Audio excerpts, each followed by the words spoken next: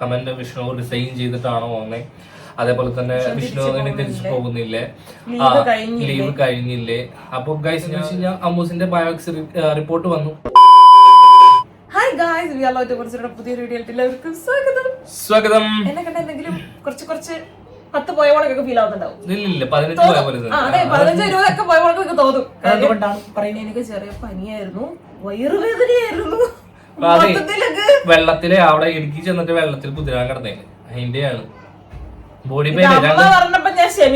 2 ദിവസമായിട്ട് ഇപ്പൊ ആൾക്കാർ എണീക്കാനോ അനങ്ങാനോ തിരിയാനോ മറിയാനോ പറ്റുന്നില്ല. എല്ലാത്തിനും ഞാൻ പെട്ടെന്ന് കേറിപ്പോയി. 2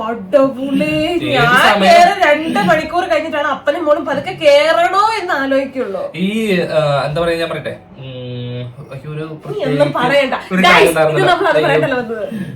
നമ്മള് 24 മണിക്കൂറും അത് ചെയ്തരോ ഇത് ചെയ്തരോ എന്നാണ് പറഞ്ഞോണ്ടിരിക്കുന്നത് ഗൈസ്. ഈ നമ്മള് ഇപ്പൊ പുറത്തേക്ക് ഒന്ന് വയ്യാണ്ടായി ചോദിച്ചാനേ, നമ്മളിപ്പോ റീൽസ് ഒക്കെ കണ്ടിട്ടില്ലേ, അതായത് ഹസ്ബൻഡ് ഇപ്പൊ വരാന്ന് പറഞ്ഞ് നമ്മളിപ്പോ പുറത്തേക്ക് പോയി, ഇപ്പൊ വരാന്ന് പറഞ്ഞ് പുറത്തേക്ക് അങ്ങോട്ടേക്ക് പോവാനായിട്ട് ഇങ്ങനെ ഇറങ്ങി ഇവിടുന്ന് വണ്ടി എടുത്ത് ഈ അതായത് നമ്മുടെ വീട് കഴിഞ്ഞ ആ വീടിന്റെ ആ ഒരു ഭിത്തി കഴിയുമ്പോ തന്നെ മെസ്സേജ് വരും, എവിടെ വരാറായില്ലേ. ബാക്കിൽ നിന്നിട്ട് ആ റീൽസിൽ കണ്ട പോലെ തന്നെ, എവിടെ വരാറായില്ലേ, വയ്യാത്തോണ്ടാ. വണ്ടി നേരെ വളച്ച് കയറ്റിയേക്കും. ഒരു പരിപാടിയില്ല മോളെ. നീ മോള് പറഞ്ഞോ ഒരു മെസ്സേജ് എടുത്ത് കാണിക്കണം. ഒരു മെസ്സേജാ, എത്ര മെസ്സേജ് എടുത്ത് കാണിക്കണം? സ്വാഭാവികം, അങ്ങനെയൊക്കെ പറ്റും. അതൊന്നും അല്ല ഗൈസ് ഇന്നത്തെ വിഷയം. എന്ന് വെച്ചാല് നമ്മൾ കുറച്ച് ദിവസമായിട്ട് ഇടുക്കിയിലായിരുന്നു. ഇടുക്കി വീഡിയോ ഇന്നത്തോടുകൂടി തീർന്നു കേട്ടോ. കാര്യം നമ്മളിപ്പോ അവിടുത്തെ വീഡിയോ ഇടുമ്പോഴും നമ്മള് ഇവിടെ ആയിരുന്നു ഗൈസ്. കാര്യം എന്ന് വെച്ച് കഴിഞ്ഞാൽ വീഡിയോ അത്രയും മാത്രം ഉണ്ടായിരുന്നു നമ്മുടെ സ്റ്റോക്ക് ആയിട്ട്. അപ്പൊ അത് ഓരോ ദിവസം ഇട്ട് വരുന്നുണ്ടായിരുന്നുള്ളൂ. പഴനിയിലത്തെ വീഡിയോ ഇടുമ്പോ നമ്മൾ ഇടുക്കിയിലായിരുന്നു. ഇടുക്കിയിലത്തെ വീഡിയോ ഇടുമ്പോ നമ്മൾ ഇവിടെയായിരുന്നു.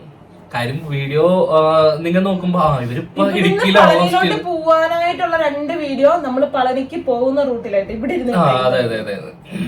അതാണ് ഗൈസ്, അതാണ് സംഭവം. അപ്പൊ എല്ലാം കഴിഞ്ഞതിന് ശേഷമാണ് നമ്മൾ ഈ വീഡിയോ കാര്യങ്ങളൊക്കെ എടുക്കുന്നത്. ഇനിയിപ്പോ ഇവിടുന്ന് കറക്റ്റ് സ്ട്രൈറ്റ് ആയിട്ടാണ് ഭയങ്കര ഒന്ന് റിലാക്സ് ചെയ്യാൻ പറ്റട്ടെ. വന്നിട്ടായാലും എനിക്ക് ഒന്നും അറിയാണ്ട് കിടന്ന് ഉറങ്ങാൻ പറ്റും. വയ്യാഴികയാണെങ്കിലും അല്ലെങ്കിൽ വീഡിയോ എടുത്തില്ലല്ലോ, വീഡിയോ അപ്ലോഡ് ചെയ്തില്ലല്ലോ, ഇതൊരു 5-6 വീഡിയോ എഡിറ്റ് ചെയ്ത് അത് എന്നാ ചെയ്തെന്ന് കേട്ടെ. നമ്മുടെ പപ്പാടെ ഞങ്ങളുടെ വീട്ടില് നമ്മളെ വിളിച്ചിട്ടുണ്ടായിരുന്നല്ലോ, അന്ന് അവിടെ ചെന്നപ്പോഴത്തേക്ക് വീഡിയോ എടുക്കാൻ സ്റ്റോറേജ് ഫുൾ ആയി. അവിടെ ഇരുന്ന് ഫുള്ള് എഡിറ്റ് ചെയ്ത് അപ്ലോഡ് ആക്കി. ഒരു 4 വീഡിയോ കണ്ട് അന്ന് ഒറ്റ ദിവസം ഞാൻ ഈ ഫോൺ എടുക്കാറില്ല കേട്ടോ. കാര്യം എന്ന് വെച്ച് കഴിഞ്ഞാൽ വീഡിയോ എടുക്കുന്ന ഫോൺ ആയതുകൊണ്ട്. പിന്നെ എന്ന് വെച്ച് കഴിഞ്ഞാൽ അമ്മൂന്റെ എല്ലാ വീഡിയോസും ചെറിയ വീഡിയോസും കാര്യങ്ങളൊക്കെ ആൾ ഇതിലാണ് സംഭരിച്ചോണ്ടിരിക്കുന്നത്. ഞാൻ തൊട്ടിട്ടില്ല, ഇയാളെ ഡിലീറ്റ് ആക്കിയതാ. സംഭരിച്ചോണ്ടിരിക്കുന്നത് ഇയാളുടെ ഫോണിലാണ്. അപ്പൊ ഞാൻ എന്ത് ചെയ്യും, 1 പ്രാവശ്യം കണ്ട് എടുത്ത് ഞാൻ വീഡിയോ എടുത്ത്, അപ്പൊ ഞാനാണ് ഡിലീറ്റ് ചെയ്തത്. അതായത് നിന്റെ ഹൈറ്റിനൊപ്പം പിടിച്ചതാ. അപ്പൊ ഞാൻ പറഞ്ഞിട്ട് വരുന്നതിന്റെ ഇടയിൽ കേറല്ലേ. ഞാൻ 1 പ്രാവശ്യം ഫോൺ എടുത്തപ്പോ പുള്ളി വിചാരിച്ചു ഞാനാണ് കംപ്ലീറ്റ് ഡിലീറ്റ് ചെയ്ത് കളഞ്ഞെന്ന്. ഞാനല്ല ഗൈസ് ഡിലീറ്റ് ചെയ്ത് കളഞ്ഞത്. എന്റെ റീൽസ് കഷ്ടപ്പെട്ട് ഞാനും ജാനിയും കൂടെ റീൽസ് അതൊക്കെ ഞാനല്ല അമ്മോട്ട് കാട്ടി അല്ല. ഞാൻ പറയട്ടെ, എന്നിട്ട് ഈ ഫോണിലെന്ന് വെച്ച് കഴിഞ്ഞാൽ നമ്മൾ വീഡിയോ ഷൂട്ട് ചെയ്യും, അന്ന് തന്നെ നമ്മൾ എഡിറ്റ് ചെയ്ത് നമ്മൾ അപ്ലോഡ് ചെയ്യും. കാര്യം എന്ന് വെച്ച് കഴിഞ്ഞാൽ ഒരു വീഡിയോ എടുക്കുന്ന ക്വാളിറ്റി എന്ന് വെച്ച് കഴിഞ്ഞാൽ അതിന്റെ നല്ല രീതിയിൽ MB കയറുന്നുണ്ട്. MB അല്ലെങ്കിൽ GB ആയിട്ട് കയറും. ഒരു അത്യാവശ്യം നല്ലൊരു മിനിറ്റിലേക്ക് പോയി കഴിഞ്ഞാൽ 1 GB മേലേക്ക് ഇതിൽ കയറി പോകാറുണ്ട്. അങ്ങനെ നല്ല രീതിയിൽ സ്റ്റോറേജ് കയറി പോകും കേട്ടോ. അപ്പൊ അതുകൊണ്ട് നമുക്ക് വീഡിയോകൾ ഇങ്ങനെ എടുത്തു കൂട്ടുമ്പോൾ നമുക്ക് പെട്ടെന്ന് അപ്ലോഡ് ആയേണ്ട വരും. നമുക്ക് ഡിലീറ്റ് ചെയ്യാനുള്ള പിന്നെ ഒരു ഓപ്ഷൻ പിന്നെന്ന് വെച്ചാൽ ഫുള്ള് ഡിലീറ്റ് ചെയ്ത് അടുത്തത് എടുക്കണം. അപ്പൊ പിന്നെ നമ്മൾ ഇത്ര എടുത്തതൊക്കെ വേസ്റ്റ് ആവുമല്ലോ. അപ്പൊ അതുകൊണ്ട് നമ്മൾ ഓരോ ദിവസം കൂടുന്നതോറും നമ്മൾ ഓരോ വീഡിയോ അപ്ലോഡ് ചെയ്തിട്ട് ബാക്കിയുള്ള വീഡിയോസ് ഒക്കെ ഡിലീറ്റ് ചെയ്തിട്ടാണ് നമ്മൾ ഓരോ വീഡിയോ ചെയ്യുന്നത് കേട്ടോ. അക്കാര്യം വേറെ ഒന്നുകൊണ്ടല്ല, നമുക്ക് സ്പേസ് ഭയങ്കര കുറവാണ്. അത് പിന്നെ എന്താണെന്ന് വെച്ച് കഴിഞ്ഞാൽ നമ്മുടെ ഈ ക്യാമറ കാരണം നല്ല രീതിയിൽ ക്വാളിറ്റി ഉള്ള കാരണം നല്ല രീതിയിൽ GB കയറിക്കൊണ്ടേയിരിക്കും. അപ്പൊ അത് ഞങ്ങൾക്ക് ഒരു പ്രശ്നമാണ്. അപ്പൊ അതുകൊണ്ടാണ് ഓരോ വീഡിയോ അപ്ലോഡ് ചെയ്ത് അത് കഴിഞ്ഞിട്ട് നമ്മൾ ചില വീഡിയോയ്ക്ക് ഇൻട്രോയും വൈൻഡപ്പ് ഒന്നും ഒറ്റ മൂല്യമൊന്നും ഇല്ലാത്ത വീഡിയോസ് ഉണ്ടായിരുന്നു. അതിന്റെ കാര്യം എന്ന് വെച്ചാൽ എന്തെങ്കിലും മെയിൻ ആയിട്ടൊരു വീഡിയോ എടുത്തോണ്ടിരിക്കുമ്പോഴായിരിക്കും പെട്ടെന്ന് സ്റ്റോറേജ് ഫുൾ ആവുന്നത്. അപ്പൊ പെട്ടെന്ന് കിട്ടിയത് എഡിറ്റ് ചെയ്യുന്നു, അപ്ലോഡ് ആക്കുന്നു, അത് ഡിലീറ്റ് ആക്കുന്നു, മറ്റേത് എടുക്കുന്നു. അതായിരുന്നു എന്റെ സത്യം. അതെന്തായാലും ഗായ്സ് അതൊക്കെ നിങ്ങൾക്ക് കുഴപ്പമില്ല, നമ്മളെ കണ്ടാൽ മതി എന്നറിയാം, നമ്മളെ സ്നേഹിക്കുന്നവർക്ക് നമ്മളെ കണ്ടാ പോരെ വീട്ടിലെ പഞ്ഞം. അപ്പോ അത് വെറുതെ പറഞ്ഞാട്ടോ കോമിക്കായിട്ട്. പിന്നെന്ന് വെച്ച് കഴിഞ്ഞാൽ നമ്മളുടെ കമന്റില് ഡെയിലി വരുന്നൊരു കമന്റ്, വിഷ്ണു റിസൈൻ ചെയ്തിട്ടാണോ വന്നേ, അതേപോലെ തന്നെ വിഷ്ണു ഇനി തിരിച്ചു പോകുന്നില്ലേ, ലീവ് കഴിഞ്ഞില്ലേ.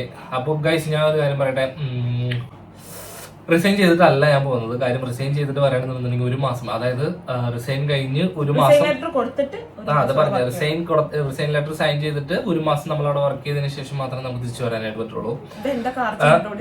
ഇത് തലേ ദിവസം ഞാൻ നോക്കുമ്പോൾ കാറി കൂവി ഒരു രക്ഷയില്ലാണ്ടായപ്പോഴും ഞാൻ അങ്ങനെയാണ് പെട്ടെന്ന് എമർജൻസി ലീവ് എടുത്ത് പോകുന്നത്. 10 ദിവസം ലീവ് ഉണ്ടായിരുന്നുള്ളൂ ശരിക്കും പറഞ്ഞു കഴിഞ്ഞാൽ. ഞാൻ വന്നതിന്റെ പിറ്റേ ദിവസമാണ് യുദ്ധവും കാര്യങ്ങളൊക്കെ തുടങ്ങിയത്. നിങ്ങൾക്ക് വാർത്തയൊക്കെ കണ്ടാൽ നിങ്ങൾക്ക് അറിയായിരിക്കും, എനിക്ക് തോന്നുന്നു പറയേണ്ട ആവശ്യമില്ല. എല്ലാവരും എന്നോട് പറഞ്ഞത് ഭാഗ്യയില്ല, രക്ഷപ്പെട്ടല്ലോ, കറക്റ്റ് സമയത്ത് തന്നെ ഇവിടെ എത്തിയില്ല എന്നൊക്കെ പറഞ്ഞു. അവിടെ ഫ്രണ്ട്സുകൾ എപ്പോഴും പറയും, നീ ഭാഗ്യവാരട്ടാ, നീ കറക്റ്റ് ടൈമിൽ നീ ഇവിടുന്ന് മുങ്ങിയില്ലേ എന്ന് പറയും. അപ്പൊ അങ്ങനെയൊക്കെ പറഞ്ഞു കേട്ടോ എല്ലാവരും. അപ്പൊ അത് കഴിഞ്ഞിട്ട് യുദ്ധം കാര്യങ്ങളൊക്കെ ലീവ് കുറെ നീണ്ടുപോയി.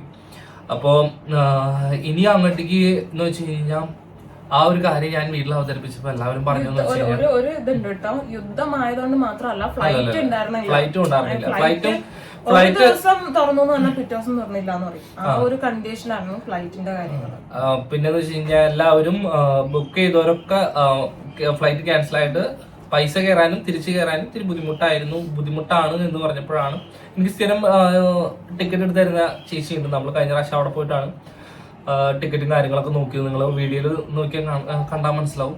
അപ്പോഴും നമുക്ക് പോണം എന്നുള്ള രീതിയിലായിരുന്നു നിന്നായിരുന്നത്. അപ്പൊ വന്നിട്ട് എത്ര ദിവസമായി? 7-8 ദിവസമായി.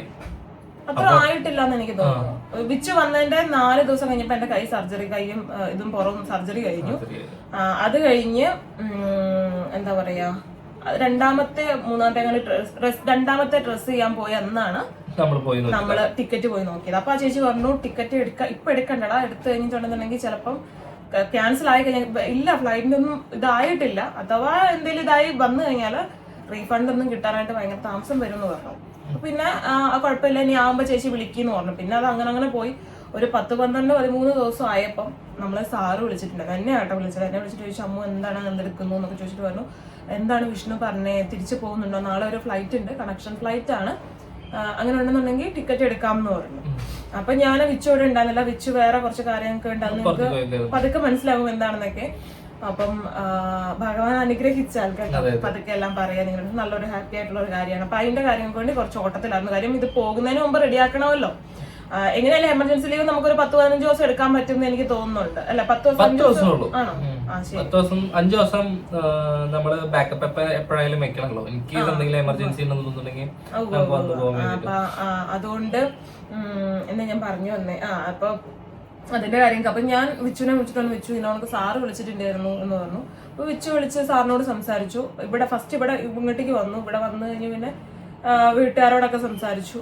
സംസാരിച്ചപ്പോ അച്ഛനൊന്നും പറഞ്ഞില്ല. അച്ഛനോട് ഇങ്ങനെ പറഞ്ഞോളൂ, അതായത് നമുക്കിപ്പോ അത്രയും വലിയ ദാരിദ്ര്യമൊന്നും ഇല്ല, അപ്പൊ നീ നോക്ക്, നിന്റെയാണ് തീരുമാനം, നമുക്ക് അത്ര വലിയ കഷ്ടപ്പാടൊന്നും ഇല്ല. അമ്മയ്ക്കാണെന്നുണ്ടെങ്കിൽ ഇപ്പൊ ഓരോ ദിവസവും ടെൻഷനും കാര്യങ്ങളും വിഷമങ്ങളും ഒക്കെയാണ്. അതിൻ്റെതായിട്ടുള്ള എല്ലാവരും അവളുടെ മുഖത്തുണ്ട്. എനിക്കായാലും എന്താ പറയാ, അങ്ങനെ തന്നെയാണ്. എന്റെ മകൻ അടുത്ത് വേണമെന്നാണ് എനിക്ക് ആഗ്രഹം എന്ന് പറഞ്ഞു. പിന്നെ ഒന്നും പറഞ്ഞില്ല. ആകെ സപ്പോർട്ടായിട്ട് നിന്നത് അമ്മ മാത്രമാണ്. പോയിട്ട് പോയോ, എന്തായാലും ഞാനത് പറഞ്ഞിരുന്നെന്ന് വെച്ചാല് നമുക്ക് എപ്പോഴും ഒരു ജോലി ആവശ്യമാണ്, മസ്റ്റാണ് നമുക്കൊരു ജോലി. പിന്നെ ഇതിന്റെ പിന്നില് സാറായാലും ജോബിൻ സാറായാലും ഒക്കെ ഒരുപാട് കഷ്ടപ്പെട്ടിട്ടുണ്ട്. അത് വെച്ചിട്ടാണ് ഞാൻ പോവാൻ പറ്റുമെങ്കിൽ പോക്കാം. പക്ഷെ എന്റെ നിർഭാഗ്യം കൊണ്ടോ അല്ലെങ്കിൽ ഞാൻ പറഞ്ഞിട്ട് ഇപ്പൊ അമ്മയോട് ചോദിച്ചപ്പോ അമ്മ പറഞ്ഞത് പോകണ്ട, കാര്യം നീ ഇല്ലാത്തപ്പം എനിക്ക് ഒരുപാട് വിഷമമായിരുന്നു, എനിക്ക് അസുഖങ്ങൾ വരും. അമ്മനെ കണ്ടാൽ തന്നെ നിങ്ങൾക്ക് അറിയാം ഏകദേശം അതൊരു ഫേക്ക് ആയിട്ടുള്ളൊരു കാര്യമല്ല. കാര്യം വിച്ച് പോയതിന് പിന്നെ ഇങ്ങോട്ടേക്കുള്ള വീഡിയോസ് എടുത്തു കഴിഞ്ഞിട്ടുണ്ടെങ്കിൽ അമ്മയുടെ ഫേസിൽ ആ ക്ഷീണവും ബുദ്ധിമുട്ടുകളും കാര്യങ്ങളും ഒക്കെ കണ്ടാൽ തന്നെ അറിയാം. അതിന്റെ ഇടയ്ക്ക് ആൾക്ക് ചെറിയൊരു ഹെൽത്ത് ഇഷ്യൂ ഒക്കെ വന്നു. പക്ഷെ അതിൽ കൂടുതൽ ആള് പറഞ്ഞുകൊണ്ടിരുന്നത് എനിക്ക് എന്റെ മകനുണ്ടെന്നുണ്ടെങ്കിൽ ഞാൻ ഓക്കെയാണ്. അങ്ങനെ പറയുന്ന ഒരു അമ്മയുടെ അടുത്തുനിന്ന് ഒരു മകനെ ഞാൻ ഭാര്യ എന്നുള്ള നിലയ്ക്ക് ഞാൻ പറഞ്ഞു വിട്ട് എന്തെങ്കിലും ഒന്ന് ആയിപ്പോയി കഴിഞ്ഞാൽ നമുക്ക് എല്ലാവർക്കും ഒരു പോണക്ക് പോകും. അത് തന്നെയല്ല ആർക്കും ആരോട് സമാധാനം പറയാൻ പറ്റില്ല അല്ലേ? അപ്പൊ ഞാൻ വിചാരിച്ചെന്നെങ്കിൽ നമ്മുടെ ഇഷ്ടത്തിനേക്കാളും നമ്മുടെ കാര്യങ്ങളെക്കാളും വലുത് ഇത്രയും വളർത്തി വലുതാക്കി അപ്പന്റെ അമ്മയുടെയും തീരുമാനമാണ്. അവരുടെ തീരുമാനം അനുസരിച്ച് തീരുമാനം എടുത്തു. സാറിന്റെ അടുത്തും ജോബൻ സാറിന്റെ അടുത്തും ഒക്കെ പറഞ്ഞു എന്ന് പറഞ്ഞു. അപ്പം അച്ഛൻ ഇത്ര പറഞ്ഞോളൂ, അച്ഛൻ പോകണ്ടെന്ന് പറഞ്ഞില്ല, പോകാനും പറഞ്ഞില്ല. പക്ഷെ അമ്മ പറഞ്ഞത് പോവാണ്ടിരുന്നൂടെ, ഓരോ ദിവസം അമ്മയ്ക്ക് വയ്യാണ്ടായി വരിക. പിന്നെ ഒരു കാര്യം പറയാനായിട്ടുള്ളത്, എന്താ പറയാ, കുറെ കളിയാക്കലും ചിലപ്പോൾ കാര്യങ്ങളൊക്കെ വരുമായിരിക്കും. പക്ഷെ തീരുമാനങ്ങൾ എന്നും അവരുടെ ഇതാണ്. അപ്പൊ അത് മാനിച്ചിട്ട് വേണം കമന്റ് ചെയ്യാനായിട്ട് കേട്ടോ.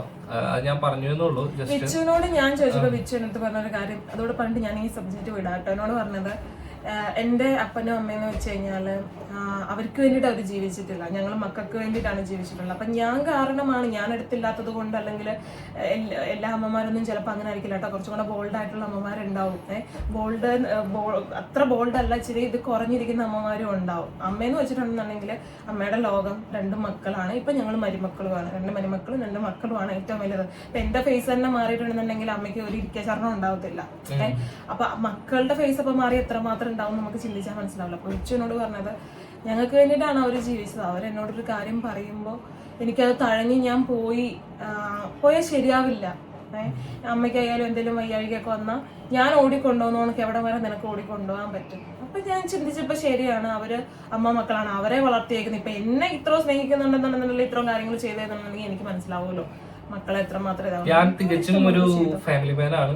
അപ്പൊ അതും കൂടെ മാനിക്കുക, അത്ര എനിക്ക് പറയാനുള്ളൂ. പിന്നെ വെച്ച് കഴിഞ്ഞാൽ ബുധനാഴ്ച മുതൽ ഞാൻ ചെയ്തത് എന്താണോ അപ്പൊ അതിന്റെ ഭാഗമായിട്ട് ഞാനിപ്പോ ഇവിടെ ജോലിക്ക് കയറാനായിട്ട് പോവാണ്. അപ്പോൾ ഫ്രണ്ട് ഉണ്ട്, അപ്പൊ അവന്റെ കൂടെ. അപ്പൊ അതൊക്കെ ഞാൻ വഴിയെ പറയാം. അതിന്റെ കൂടെ തന്നെ കുറെ സന്തോഷകരമായിട്ടുള്ള കാര്യങ്ങൾ വരാനായിട്ട് ഇപ്പം ഇരിക്കുന്നുണ്ട്. ദൈവം അനുഗ്രഹിച്ചാൽ അത് നിങ്ങളുടെ അടുത്ത് പറയാൻ പറ്റിയാൽ എന്തായാലും പറയും.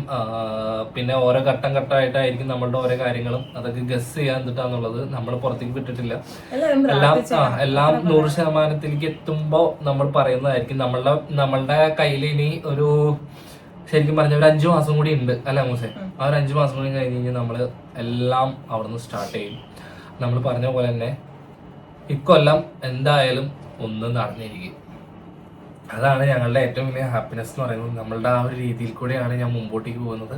പിന്നെ അതിന് ഞാൻ എന്തായാലും ഇവിടെ നാട്ടിൽ ഉണ്ടായേ പറ്റൂ, അതും എനിക്ക് തോന്നി മനസ്സിൽ. കാര്യം A to Z കാര്യങ്ങളിൽ അമ്മൂന് ഓടിക്കാനായിട്ട് പറ്റില്ല.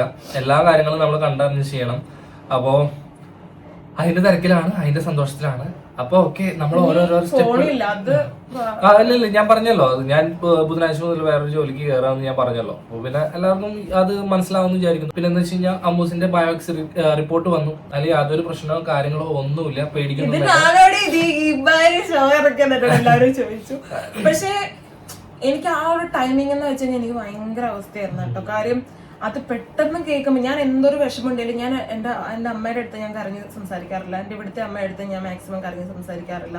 ആരുടെ അടുത്തും ഞാൻ എൻ്റെ വിഷമങ്ങൾ അത് നമുക്ക് മനസ്സിലാവും. കാര്യം എന്ന് വെച്ച് കഴിഞ്ഞാൽ എന്തെങ്കിലും ഒരു ഇഷ്യൂ ഉണ്ട്, അത് ഓപ്പറേഷൻ വേണം, അതല്ലെങ്കിൽ സർജറി വേണം എന്ന് പറയണമെന്നുണ്ടെങ്കിൽ തന്നെ അവർ വലിയ വലിയ കാര്യങ്ങളിലേക്ക് ചിന്തിക്കും. കാര്യം എന്ന് വെച്ച് കഴിഞ്ഞാൽ അതൊന്നും എന്തിട്ടാണ് സംഭവം എന്ന് അറിയാൻ വേണ്ടിയിട്ട് ഡോക്ടേഴ്സ് പല കാര്യങ്ങളും പറയും. അപ്പൊ നമ്മളത് റിസൾട്ട് നോക്കി അതെ ഇവിടെ ഓവർ തിങ്ക് ചെയ്തതാണ് പെട്ടെന്ന് വരാനായിട്ട് പറ്റിയത്. ഞാൻ എന്റെ എന്ത് വിഷമം ഉണ്ടെങ്കിലും സന്തോഷം ഉണ്ടെങ്കിൽ ഞാൻ എല്ലാവരോട്ടും പങ്കുവയ്ക്കാറുണ്ട്. പക്ഷെ എന്റെ എത്ര വലിയ ഫീലിങ്സ് ഉണ്ടല്ലോ, ഞാൻ കരയാണെങ്കിലും ദേഷ്യപ്പെടുകയാണെങ്കിലും അല്ലെങ്കിൽ വഴക്കുണ്ടാക്കുകയാണെങ്കിലൊക്കെ ഞാൻ വിച്ചുവിന്റെ അടുത്താണ് കൂടുതലും ചെയ്യാറുള്ളത്. അതൊക്കെ വെച്ചിന് സന്തോഷിക്കാം. അപ്പം എൻ്റെ ആ ഒരു വിഷമം എനിക്ക് പിടിച്ചു എനിക്ക് ആരോടും പറയാൻ പറ്റത്തില്ല. കാര്യം പറഞ്ഞു കഴിഞ്ഞാലും എങ്ങനെയാവും എനിക്കത് അറിയത്തില്ല. അവരെങ്ങനെ ഇപ്പൊ സിനിമയ്ക്കൊക്കെ ഓടി വരാൻ പറ്റത്തില്ല, ഇത്ര ദൂരമുണ്ട്, കാര്യങ്ങളുണ്ട്. അപ്പൊ എനിക്ക് ആരുമില്ല, പറഞ്ഞിട്ടും കാര്യമില്ല. പക്ഷെ വിച്ചുവിനോട് അങ്ങനെയല്ല, നമ്മുടെ ഭർത്താവല്ലേ. അപ്പൊ ഞാന് ഇരുന്ന് ഞാനങ്ങ് നിലവിളിച്ചു. അപ്പൊ അത് കണ്ടിട്ടാണ് വിച്ചു ഇത്ര പെട്ടെന്ന് വരുമെന്ന് ഞാനും ഒന്നും വിചാരിച്ചില്ല. അതിനും കുറെ കമ്പനികളുണ്ടായിരുന്നു, ഞാൻ അറിഞ്ഞിട്ടാണെന്ന്. എന്ത് പറഞ്ഞാലും എനിക്ക് കുഴപ്പമില്ല. എന്റെ വീട്ടുകാർ പോലും അങ്ങനെ വിചാരിച്ചത്. പിന്നെ നിങ്ങൾ വിചാരിക്കുന്നതിനകത്താണ്. ബയോപ്സി ഒരു കുഴപ്പമില്ല, ഭയങ്കര സന്തോഷമായി. റിസൾട്ട് വന്നപ്പോ അത് കുറച്ച് ദിവസം ആയി കേട്ടോ കിട്ടിയിട്ട്. പക്ഷെ നിങ്ങളുടെ അടുത്ത് ഒന്ന് ഇതാക്കാനായിട്ടോ സംസാരിക്കാനായിട്ടോ ഒന്നും പറ്റിയില്ല. കാര്യം ഞങ്ങൾ പറഞ്ഞില്ല, ഇങ്ങനെ ഓരോ തിരക്ക് ആകെ ഇടുക്കി വീട്ടിൽ 3 ദിവസം നിന്നു. 3 ദിവസം നിന്നുള്ള കാര്യം എന്ന് വെച്ചാൽ അത്രയ്ക്കും തിരക്കാണ് ഞങ്ങൾക്ക് ഇവിടെ. ഓരോ കാര്യങ്ങൾ ചെയ്ത് തീർക്കാനായിട്ടുണ്ട്. ഓരോ കാര്യങ്ങൾ എന്ന് വെച്ച് കഴിഞ്ഞാൽ ജീവിതത്തിലെ സന്തോഷകരമായിട്ടുള്ള നിമിഷം എന്ന് പറയുന്നത് അത് നമ്മള് അത് പറയാല്ലേ, പിന്നെ പറയാം. രാവിലെ 6 മണിയൊക്കെ ആകുമ്പോ കണ്ണു തുറന്നു കഴിഞ്ഞാൽ പിന്നെ വൈകിട്ട് ഒരു 6 മണിയൊക്കെ ആകുമ്പോ ഇത്ര പെട്ടെന്ന് 6 മണിയായോ, ആ ഒരു ചിന്ത. കാര്യം ഓരോ കാര്യങ്ങൾക്ക് വേണ്ടിട്ട് വെളിയില്ല. നമുക്കിപ്പോ ഫൈനലി നമുക്കിപ്പോ കാറിന്റെ കുറച്ച് ലോൺ, അതായത് കുറച്ച് ലോണേ നമുക്ക് കിടക്കുന്നുള്ളൂ. ആ ഒരു കുറച്ച് ലോൺ കൂടി കഴിഞ്ഞ് കഴിഞ്ഞാൽ നമ്മുടെ കാറിന്റെ ലോൺ ക്ലോസ് ആയി. അപ്പൊ അത് മാത്രമേ ഉള്ളൂ നിലവിൽ. പിന്നെ ഈ ഫോണിന്റെ കുറച്ചേ ഉള്ളൂ, അത് വലിയ പ്രശ്നങ്ങളാണ്. കിടക്കട്ടെ. നമുക്ക് സിബിൽ സ്കോർ അത്യാവശ്യമാണ്. അപ്പൊ അതുകൊണ്ടാണ് ഞാൻ അങ്ങനെ ചെയ്തത്. അപ്പൊ ഇത്രയേ ഉള്ളൂ നിലവില്. പിന്നെന്ന് വെച്ച് കഴിഞ്ഞാൽ ഇനി ഞാൻ പറഞ്ഞില്ലേ, പുനിതമായ കൈ അടിയിൽ കൂടി ഇങ്ങനെ വരുന്നുണ്ട് കേട്ടോ കഥകിന്റെ. അത് പായ്വതിയുടെ കൈയാണെന്നാണ് എനിക്ക് കണ്ടിട്ട് തോന്നുന്നത്. അപ്പൊ ഒരു കാര്യം വേണമെന്നുണ്ടെങ്കിൽ ഞാൻ പറയാം, അതായത് ഒന്നും പറയാം നടക്കാണ്ട് ഞങ്ങളൊന്നും പറയില്ല. ഈ വിച്ചുണ്ടല്ലോ ഇങ്ങനെയാണ്, എന്തെങ്കിലും ഉണ്ടെന്നുണ്ടെങ്കിൽ ഇങ്ങനെ പറഞ്ഞോണ്ടിരിക്കും വിച്ചു. അതെ അതാ. ഓക്കെ ഗൈസ്, നമ്മളുടെ ഇന്നത്തെ വീഡിയോ ഇത്രയേ ഉള്ളൂ. എനിക്ക് വേണ്ടിട്ട് പ്രാർത്ഥിച്ച എല്ലാവർക്കും thank you so much, love you. അതുപോലെ തന്നെ കുറ്റപ്പെടുത്തിയ എല്ലാവർക്കും ലവ് യു. സ്നേഹം മാത്രം. അപ്പൊ ഇന്നത്തെ വീഡിയോ ഇത്രയേ ഉള്ളൂ ഗൈസ്. ആദ്യമായിട്ട് കണ്ടവരാണെങ്കിൽ ലൈക്ക് ചെയ്യുക, ഷെയർ ചെയ്യുക, സബ്സ്ക്രൈബ് ചെയ്യുക, ബെല്ലൈക്കൻ അടിച്ചു പൊട്ടിക്കുക. പുതിയൊരു വീഡിയോ എല്ലാവർക്കും